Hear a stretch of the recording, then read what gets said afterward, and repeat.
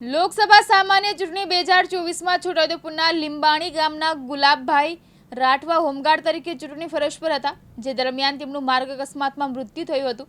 ચૂંટણી પંચના નિયમ અનુસાર ચૂંટણી ફરજ દરમિયાન કોઈ કર્મી મૃત્યુ પામે તો તેના પરિવારને સહાય ચૂકવવામાં આવે છે। ત્યારે છોટાઉદેપુર જિલ્લાના ચૂંટણી અધિકારી અને જિલ્લા કલેક્ટરે સંવેદનશીલતા સાથે તુરંત જ ઘટતી કાર્યવાહી કરાવીને ગુલાબભાઈ રાઠવાની સહાય મંજૂર કરાવી હતી।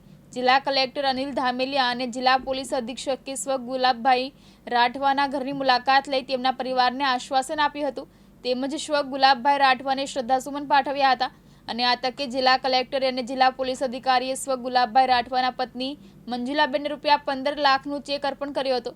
સહાયની રકમનો બાળકોના અભ્યાસમાં જ ઉપયોગ કરવા જિલ્લા કલેક્ટરે અનુરોધ કર્યો હતો। મારું નામ રાઠવા રવિન્દ્રકુમાર ગુલાબભાઈ છે। મારા પપ્પા હોમગાર્ડમાં નોકરી કરતા હતા। લોકસભાની ચૂંટણીમાં મારા પપ્પા ફરજ બજાવતા માર્ગમાં એક્સિડન્ટ થતાં મૃત્યુ પામ્યા। પપ્પાના જવાથી ઘરમાં હાલ કોઈ કમાવાળું નથી।